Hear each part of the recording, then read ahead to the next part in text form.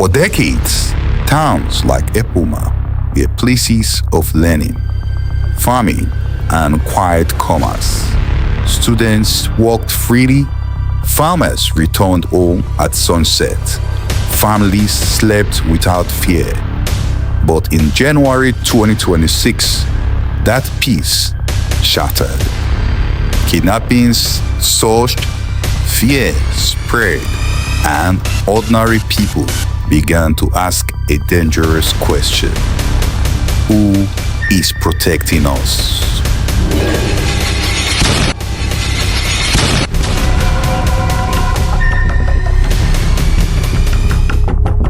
This is the story of how Ekpoma and surrounding communities reached a breaking point, and how insecurity, long ignored, finally erupted into the open.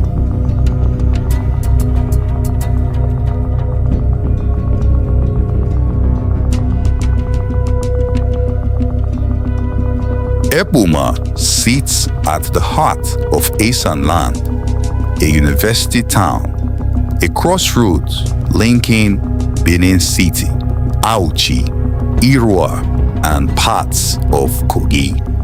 Its economy depended on farming, education, small businesses, interstate transport. For many years, residents heard stories of banditry in the north, stories of attacks in forests far away. They believed that cannot happen here. They were wrong.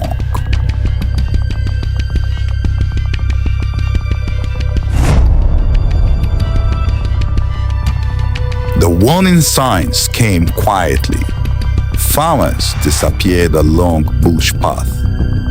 A bus stopped briefly on the highway. Passengers robbed. A lecturer received a ransom call. At first, these incidents were dismissed as isolated crimes. Police statements called them unconfirmed reports. But residents noticed a pattern. The kidnappings always happened near forests, along major roads, in the early morning or late evening, and the kidnappers were ruthless.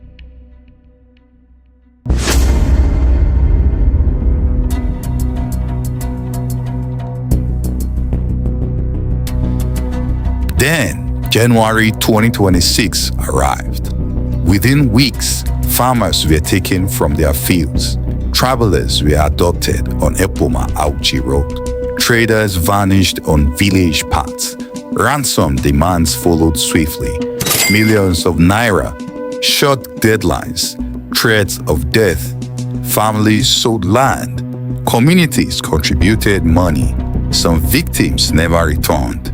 Fear became daily life.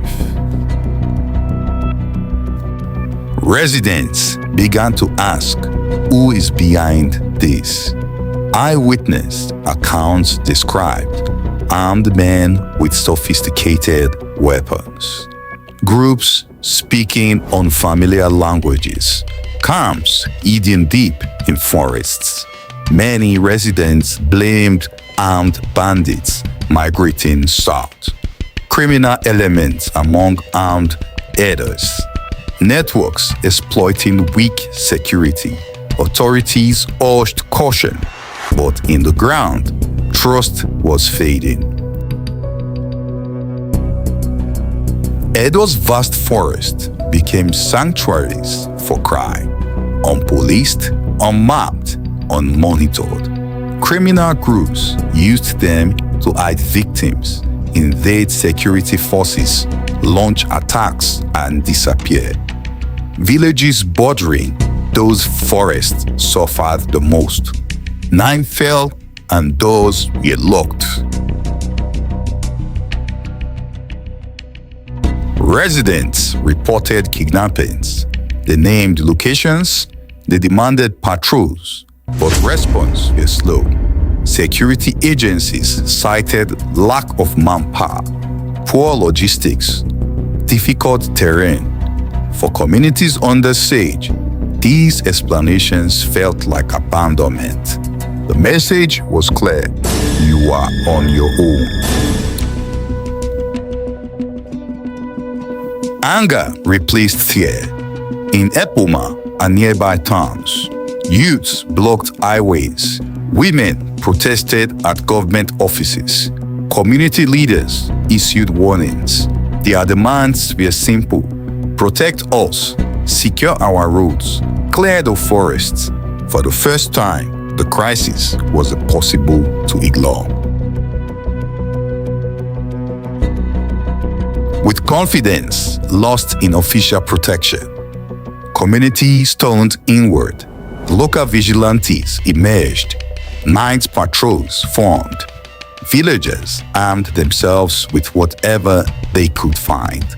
It was risky, but fear left them no choice.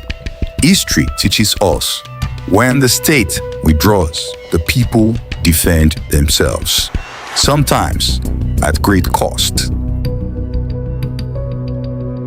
Only after public outrage did action come. Security reinforcements arrived. Joint operations were announced. Forest raids were promised, but residents remained skeptical. They had heard promises before. Trust, once broken, is hard to rebuild. Beyond headlines and politics, real people suffered. Children stopped going to school. Farmers abandoned their land. Businesses collapsed. Trauma lingered. Grief remained. Security is not abstract. It is life itself. January 2026 was not the beginning of insecurity in Edo State. It was the moment it could no longer be ignored. Ekpoma's crisis exposed deeper issues: weakness, security structures, unprotected rural communities, forests left to lawlessness. The question remains, will the lessons be learned, or will silence return until the next explosion? Because when fear becomes normal, peace is already lost.